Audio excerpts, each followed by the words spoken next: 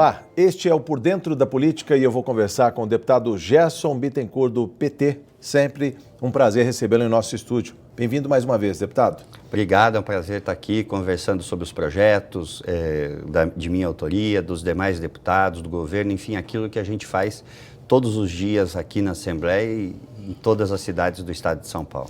Deputado, vamos falar de saúde pública, o projeto de lei complementar das organizações sociais que passou nessa Casa de Leis. O que falar, já que o seu partido, o PT, votou em separado. Foi voto vencido, mas votou em separado.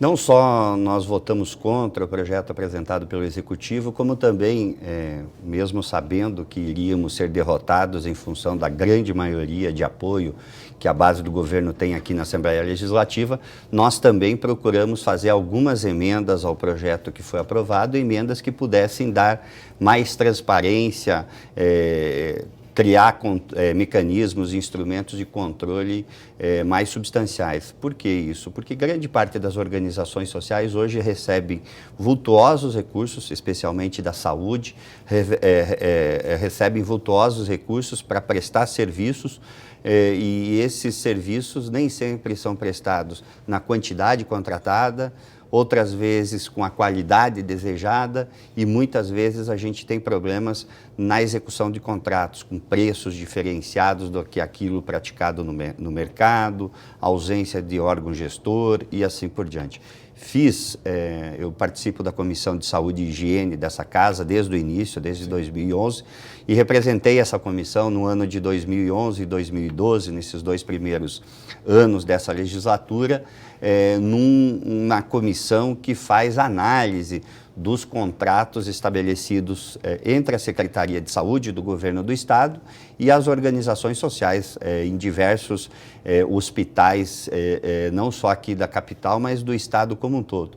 E fazendo o trabalho, a gente procurou fazer um trabalho rigoroso, cuidadoso, com as dificuldades que eu aqui vou fazer referência, mas, Jorge, nós constatamos algumas coisas que eu acho importante falar aqui. Eu identifiquei 7 grandes problemas nos contratos de gestão do ano de 2011 e 2012. Posso lhe garantir que 2013 e 2014, mesmo não participando desse mesmo grupo, foi substituído na Comissão de Saúde, no processo de rotatividade entre os deputados, normal e assim por diante, mas tive a oportunidade, como membro da Comissão de Saúde, também de olhar os relatórios de 2013 e agora do primeiro trimestre de 2014 e não mudaram praticamente nada. Eu quero saber, deputado, o que o senhor viu e não gostaria de ter visto nesses relatórios e por que falta tanta transparência? Eu identifiquei 7 grandes problemas. O primeiro, que tem valores de vários materiais e medicamentos acima do cotado pela Bolsa Eletrônica de Compras, né? Então é importante que os valores de medicamentos, de materiais, estejam sempre em sintonia com aquilo estabelecido na Bolsa Eletrônica. E nós encontramos vários de diversas organizações sociais. Segundo, nós identificamos também um desequilíbrio entre o valor orçado e o valor previsto, entre o valor orçado e o valor repassado, e o orçado e gasto, numa ausência total de justificativa. Então, você tem um determinado valor, aquele valor muitas vezes é mais do que suficiente para pagar Sim. as contas, outra vez faz aditivo, tudo sem muito controle, sem quase nada de transparência e sem justificativa. Terceiro lugar, nós identificamos metas estabelecidas no contrato que não foram cumpridas. Esses contratos das organizações sociais, tive a oportunidade de dizer há uma semana atrás ao secretário da VIUIP, eu fiz referência para ele que os contratos são estabelecidos se 90% daquilo que foi estabelecido como meta tiver sido atingido, a organização social recebe como 100%, como tivesse realizado 100%. Como se fosse uma cota. Uma cota. Então, atingiu 90%, recebe sob 100%. Isso é um absurdo no serviço público.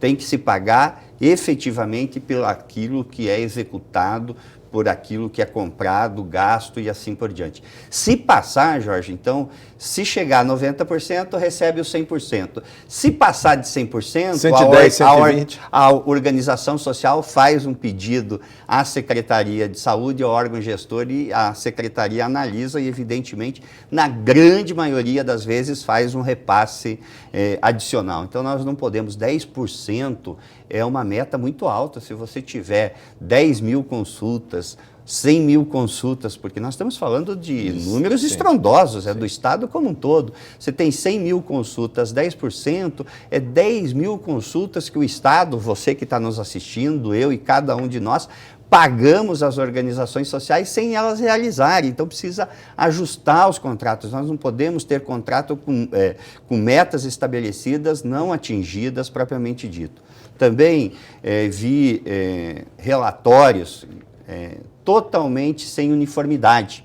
Então, ora, o relatório apresentado pela Secretaria de Saúde é quadrimestral, ora é trimestral, ora é semestral. Quando você tem um relatório que obrigatoriamente deveria ser quadrimestral, sim, ele aparece em períodos diferenciados. Como quantificar? Como quantificar? Não tem como fazer qualquer tipo de comparação em relação àquele monte, aquele volume de contratos, relatórios que nós recebemos. E eu disse isso para o secretário a semana que passou, disse assim, eu não acredito que o Estado, que tem profissionais tão competentes, profissionais de carreira tão competentes, não consigam fazer um relatório que seja a base para que nós façamos comparativos. E não é nós, o legislativo, a bancada de oposição, é nós, a sociedade, é o próprio governo estabelece e constrói relatórios de acompanhamento de contratos que não vale para muita coisa.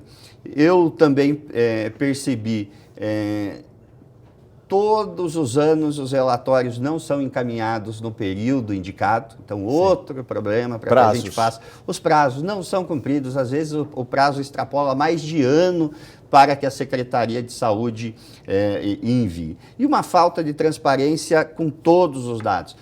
Você que está nos assistindo, entre no portal da Secretaria da Saúde para fazer uma fiscalização dos contratos das organizações sociais. Você vai ver... A gente vai tentar essa experiência ainda no programa de hoje. Deputado, eu tenho em tela, inclusive, essa sua revista que eu tenho aqui também, no papel, em que fala sobre as organizações sociais. O senhor diz que faltam fiscalização, transparência e controle social nas organizações sociais. Quem controla as organizações sociais, deputado? Ninguém, nem o Estado de São Paulo, nem a Secretaria de Saúde, propriamente dito. Teve uma briga na discussão das organizações sociais, não essa que nós aprovamos, que a Assembleia, que a Casa aprovou agora dia 27 de maio, mas a outra que deu base legal para o funcionamento desses contratos, para o estabelecimento desses contratos entre a Secretaria de Saúde e as organizações sociais, que é a inexistência de um conselho gestor que possa ter representante das prefeituras, que possa ter representante da sociedade, que possa ter representante do Ministério Público, que ajude no processo de fiscalização e controle. E o que aconteceu? Nós, agora no final de maio, aprovamos um projeto do governo de estabelecimento de mais organizações sociais que podem ser estabelecido, por exemplo, na Fundação Casa, que é uma área estratégica do processo de recuperação das nossas crianças, dos nossos adolescentes. Então, isso vai ser tudo terceirizado para organizações sociais, não que não tenham entidades sérias como algumas dessas organizações sociais, e obviamente eu tenho que reconhecer isso, mas o instrumento de contratação, o instrumento de controle, o instrumento de fiscalização, o método como é estabelecido esse contrato não pode permear as novas contratações. E, infelizmente, a lei que nós aprovamos agora no final de maio caminha no mesmo sentido, não faz as correções necessárias. Ela não é para a saúde, é para outras áreas, como eu disse aqui, como a Fundação Casa, entidades de desenvolvimento e assim por diante. Mas nós não podemos ter principalmente que nós somos pautados pela lei da transparência, ter contratos desta magnitude, com esses problemas e com uma ausência total de transparência. A percepção, Jorge, é que parece que o Estado quer estabelecer esse tipo de contrato e esse tipo de fiscalização, de controle com esses relatórios, com falta de dados, e a inexistência, a não criação de órgãos gestores, conselhos gestores, parece que é uma tentativa de dificultar o processo de fiscalização. Não tem outra palavra que possa resumir essa bagunça, essa desorganização que são estabelecidos nos contratos. Eu, inclusive, quando fiz esse trabalho rigoroso com a minha assessoria nos 2 primeiros anos, nós encaminhamos cópias dessa relatoria, desse processo de fiscalização ao Ministério Público, ao Tribunal de Contas, ao Conselho Estadual de Saúde, à própria Secretaria de Saúde, apontando esses problemas e, obviamente, pedindo providências no sentido de sanar. Mas eu estou fazendo referência a contratos que analisei em 2011 e 2012 e nós estamos recebendo cópia de relatórios em 2014 que apresentam os mesmos problemas identificados lá atrás. Agora, para saber o tamanho, o senhor diz aqui no seu mandato em revista, deputado, que somente em 2012 o governo estadual direcionou 4,6 bilhões para organizações sociais. As unidades administradas pelo próprio Estado receberam um pouco mais de 5 bilhões, ou seja, quase metade do Estado já está na mão das organizações sociais em se tratando da questão de saúde? 2014, se nós pegarmos, é mais do que isso. Mais do que 50%. Mais do que 50%. Então, nós podemos fazer uma afirmação sem dúvida que cerca, pode ser um pouquinho mais, eu acho, que 50%, mas estão recebendo ano após ano aumentos nesses contratos. E o problema não é só aumentar o valor dos contratos. Sim. O problema é que você vai delegando à iniciativa privada aquilo que é competência do Estado. Pedaços do Estado Pedaços do Estado vão... digamos assim, que não poderiam ser transferidos, deputado. Ou seja, função principal de Estado, cuidar da segurança, cuidar da educação, da saúde. Exatamente. Então, nós poderíamos ter um processo diferenciado na saúde. Por exemplo, na saúde que nós estamos aqui falando, nós poderíamos ter um procedimento de aumento dos salários dos servidores, que são tão baixos comparado com os salários pagos na iniciativa privada. Nós poderíamos ter plano de carreira, não só dos médicos, mas de todos os setores da saúde, que deem a esses funcionários, a esses colaboradores, uma perspectiva de ascensão dentro da carreira, uma perspectiva diferenciada no momento da aposentadoria. Nós poderíamos ter cursos, atividades de qualificação profissional para esses servidores. Nós poderíamos ter ações na compra, na aquisição de equipamentos e medicamentos de uma forma diferenciada. Penso eu que esta iniciativa de buscar passar parte das responsabilidades que cabe ao Estado para a iniciativa privada, eu penso que é uma política não só privatizante, de terceirização, mas eu chamo uma política, e disse isso no plenário quando defendi a proposta contrária às organizações, parece que uma política de avestruz. Qual é a política de avestruz? Os problemas são crônicos, por exemplo, na saúde, são crônicos na Fundação Casa, nós vemos nos jornais todos os dias, em que pese ter tido uma mudança da FEBEM para a Fundação Casa, ainda nós temos problemas cruciais num setor que é de recuperação dos nossos adolescentes. Herdados ainda dos tempos da antiga Fundação do Bem-Estar do Menor. Que não foram resolvidos, e a gente sabe que não foram resolvidos. E agora o que acontece? Em vez do Estado buscar iniciativas dentro do próprio Estado para resolver, vai terceirizar. Você que nos assiste, se imagine nós fazermos um processo de terceirização desses adolescentes, desses jovens menores, às vezes infratores com gravidade, outras vezes não, deixado a iniciativa privada fazer esse tipo de tratamento, esse tipo de cuidado. Nós não podemos admitir que isso aconteça no estado mais rico da federação, estado que tem quase um orçamento de 200 bilhões de reais ser gerido, transferido responsabilidades que cabe só ao Estado, à iniciativa privada. Vocês vão ver o que vai acontecer se de fato isso for implantado pelo governo do Estado, nesses órgãos como foram implantados na área da saúde. Não melhorou, a gente pode ver se tivesse melhorado, tivesse encontrado alternativas que fossem substanciais na melhoria dos serviços, nós poderíamos fazer um reconhecimento, uma meia-culpa, uma mediação dessa compreensão, mas não mudou, tanto que o problema da saúde no estado de São Paulo, depois da segurança, é o principal problema, ele vem encostado. Ora é saúde em primeiro lugar, ora é segurança em primeiro lugar. Deputado Gerson Bittencourt, neste Por Dentro da Política, as lideranças sindicais dos trabalhadores da saúde geralmente mostram que um pedaço do Estado está sendo administrado pelas organizações sociais, não é melhor que esse outro remanescente ainda sob a égide da Lei 8666 das licitações, que se fala que é anacrônica, a lei paralisa o Estado, mas e aí? Será que o Estado, sem a 8666, não faria melhor que as organizações sociais? Essa é uma política que você, em vez de atuar na causa, atua na consequência, uma visão, na minha opinião, errada de gestão pública.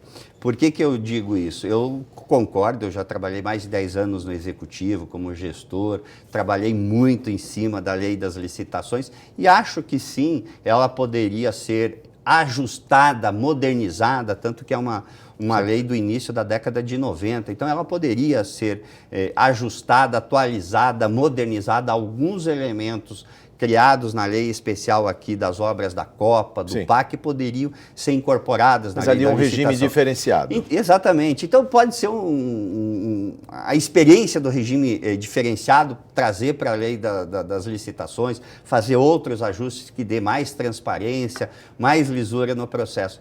Então o que a gente faz? Em vez de fazer o ajuste na lei 866 ou na lei das concessões 9395, nós vamos lá e tiramos parte do Estado e repassamos à iniciativa privada sob o argumento que o Estado não consegue fazer a gestão pública destas áreas baseado, orientado, referenciado na legislação das licitações ou das concessões, dependendo o tipo. Então, é aquele tipo de política que ataca a consequência, mas não ataca a causa do problema. Nós vamos continuar, e esse comparativo que os setores e segmentos da saúde fazem da qualidade dos serviços, das organizações prestadas pelas organizações sociais e pelo poder público, eles têm total razão em relação a isso.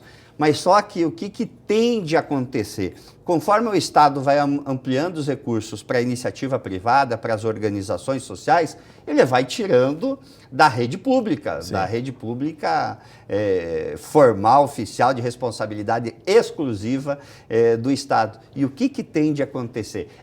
Aos poucos, de forma gradativa, mesmo com a reação dos setores, dos segmentos, dos servidores públicos de uma forma geral, mas a tendência é que os serviços prestados exclusivamente pelo Estado comecem a perder eficiência e eficácia. Cada vez os médicos, os setores, os colaboradores do setor de saúde vão ficar mais e mais desmotivados. Então, é uma situação que é anacrônica e caminha, na minha opinião, na contramão daquilo que é fundamental e que a população exige. O que a população exige hoje? Serviço público de qualidade, seja o transporte, saúde, educação, Mas segurança. No caso da saúde, a quem interessa sucatear a parte do Estado, fazer as pessoas migrarem para planos de saúde. Se vê que a tentação da classe média emergente era ter um plano de saúde, é tentar não depender tanto do SUS. Como fica isso se saúde é um dever do Estado, um direito do cidadão? E essa migração foi substancial. Sim. Penso eu, inclusive, que analisando os movimentos de julho do ano passado, aqui no estado de São Paulo, no Brasil como um todo, um dos recados que nós entendemos desse processo de mobilização, a voz das ruas, não foi só o custo do transporte, em que pese ele ter unificado as mobilizações por Brasil afora, mas foi a melhoria dos serviços públicos, seja ele saúde, segurança e educação.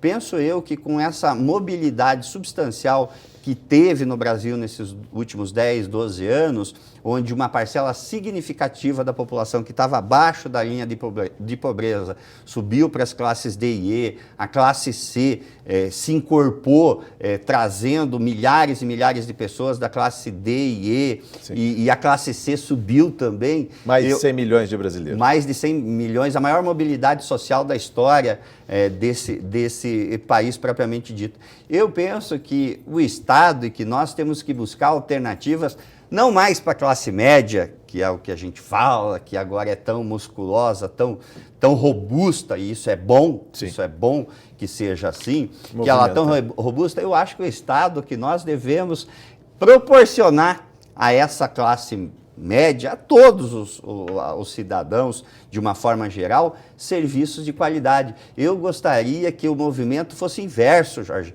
que as pessoas fizessem a cobrança do Estado, não do governo do Estado, do Estado, Estado propriamente dito, todos aí, os entes. dos 3 entes aí, todos os entes da federação, por um serviço de qualidade, que ela pudesse deixar o plano de saúde para vir para a rede pública, que ela pudesse deixar o seu filho que está na rede, deixar ele que hoje está na rede privada, que ele viesse para a rede pública. Eu acho que nós precisamos fazer uma inversão, nós precisamos dialogar com essas demandas, senão nós vamos continuar oferecendo a essa população que não quer mais continuar no plano de saúde, não quer pagar R$300, R$200, R$100, R$1.000, R$2.000, quando não mais do que isso, por planos. Então, eu acho que eu, particularmente, interpreto essas mobilizações nesse sentido, a necessidade de repensar mecanismos que possam melhorar os serviços, que possam fazer com que essa população de classe média, que nós estamos aqui fazendo referência, saia desses planos, saia desses serviços que deveriam ser exclusivamente públicos e que são privados também, que façam essa migração. Eu acho que isso nós vamos estar dialogando com o sentimento que é expressado pela população hoje. 2 minutos para encerrar nossa conversa, e essa lógica, como invertê-la?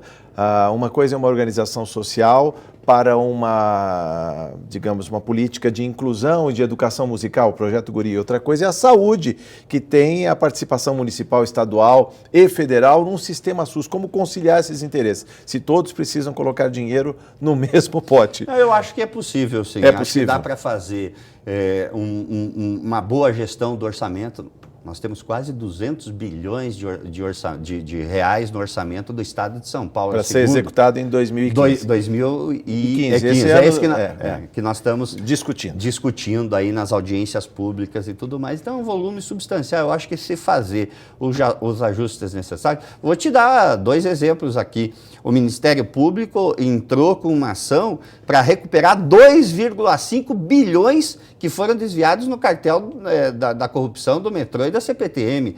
Nós reclamamos, eu participo da CPI dos pedágios, o Estado fez aditivos contratuais em dezembro de 2006 e trouxe até 2011 um lucro adicional para as concessionárias de 2 bilhões. Nós estamos falando aqui em 2 áreas de 4,5, mais ou menos, 4,5 bilhões. Se considerar 2012, 2013, ainda com o ganho das concessionárias em função desse aditivo, o volume de carros rodando nas praças de pedágio, nós vamos chegar à conclusão aí por baixo de 5 bilhões. 5 bilhões, pelo número que você leu na minha revista aí, as pessoas podem acessar o site para buscar essa informação, é o que foi repassado para as organizações sociais no ano de 2012. Então tem que ter uma política mais eficiente de gestão dos recursos públicos, priorizar aquelas áreas cruciais e valorizar os servidores de uma forma geral. Plano de carreira, salário e condições dignas de trabalho. Voltaremos ao tema. Muito obrigado por sua entrevista, deputado Gerson Bittencourt. Obrigado, é um prazer sempre estar aqui com vocês, conversando sobre os diversos temas. Muito obrigado. Prestando contas de mandato. Prestando contas. Esse é o deputado Gerson Bittencourt, do PT. Você ficou por dentro da política. Muito obrigado por sua audiência.